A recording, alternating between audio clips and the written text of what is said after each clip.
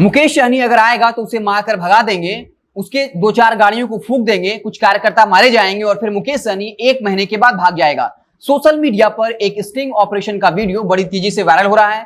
कहा जा रहा है कि एक निजी चैनल का स्टिंग ऑपरेशन है, जिसमें खुफिया कैमरे के सामने यूपी के निषाद पार्टी के राष्ट्रीय अध्यक्ष संजय निषाद बोलते हुए नजर आ रहे हैं और साफ तौर पर कहा है कि हमसे बड़ा गुंडा कौन है, हम लोग थाना फूंकने वालों में से हैं, अगर जरूरत पड़ी तो मर्डर करेंगे और चुनाव के बाद हम केस वापस भी ले लेंगे।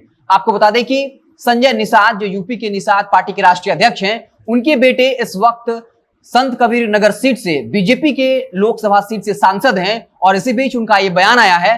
सबसे पहले इस वीडियो की निष्पक्ष जांच होनी चाहिए और अगर ये सच में ये वीडियो सही है, उसके बाद संजय निषाद को आखिर किसने ये हक दिया कि वो वहां अपने निषाद वोटरों को बपौती समझे और कोई बिहार से अगर सियासी पार्टी वहां पर चुनाव लड़ने जाता है तब वो ये कहें कि अगर वो यहाँ आता है तो उसे मारकर भगा देंगे, उसकी गाड़ियों को फूंक देंगे, उसके कुछ कार्यकर्ता मारे जाएंगे और वो फिर चुनाव नहीं लड़ने आएगा।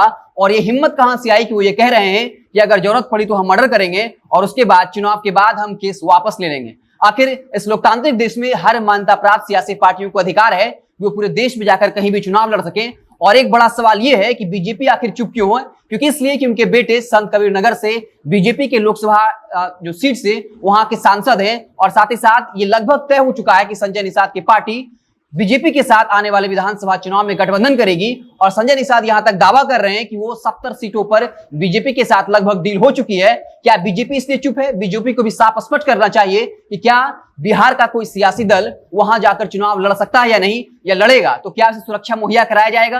कैसे कोई यूपी के निषाद पार्टी का राष्ट्रीय अध्यक्ष साफ तौर पर कह सकता है कि अगर बिहार की सियासी पार्टी का कोई नेता वहां चुनाव लड़ने जाता है तो उसे मारकर भगा देंगे, उसकी गाड़ियों को फूंक देंगे, उसके कार्यकर्ताओं को जलाकर मार देंगे।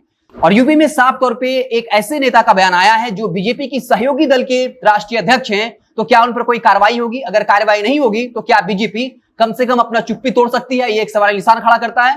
और मुकेश सहनी को लेकर ऐसी धमकी दी गई है तो इसके पीछे की राजनीति को आप समझिए। आपको याद होगा 25 जुलाई को फूलन देवी के शहादत समारोह पर मुकेश सहनी 18 प्रमंडल के कुछ चिन्हित जिलों में 18 फीट फूलन देवी की प्रतिमा का अनावरण करने वाले थे। लेकिन जब मुकेश सहनी वाराणसी पहुंचे थे तब वहां पर कहा जाता है योगी आदित्यनाथ ने उनको एयरपोर्ट से बाहर नहीं निकलने दिया और इसके बाद अगर दिल्ली के लिए उनकी फ्लाइट नहीं मिली तो उल्टा कोलकाता भेज दिया गया, जिसके बाद मुकेश सहनी काफी नाराज भी नजर आए और बगावती सुर अख्तियार कर लिया था।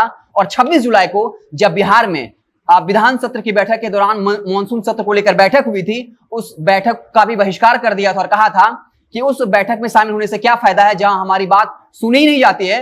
और उसके बाद जब प्रतिमा का अनावरण नहीं करने दिया गया, उसके बाद मुकेश सहनी एक नई तरकीब निकाली और बाकायदा एक वेबसाइट पे ये बात कही कि जो भी उत्तर प्रदेश के लोग हैं हम उन्हें बाकायदा कई लाखों की संख्या में लॉकेट और मूर्ति उनके घरों तक डिलीवरी करेंगे।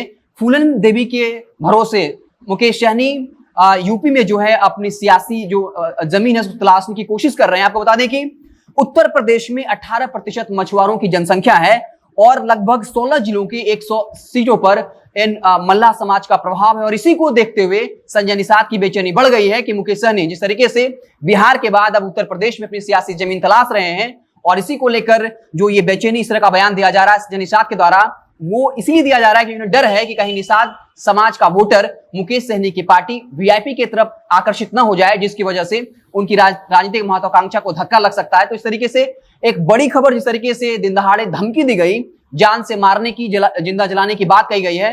अब अगर ये क्लिप सही साबित होता है तो देखना दिलचस्प होगा कि आप बीजेपी इस पर कोई कार्रवाई करती है। जैसे ही इसको लेकर कोई नया अपडेट आएगा मुझसे आपको इत्तला करते रहेंगे। आप देखते रहे जनता जंक्शन। बहुत बहुत धन्यवाद।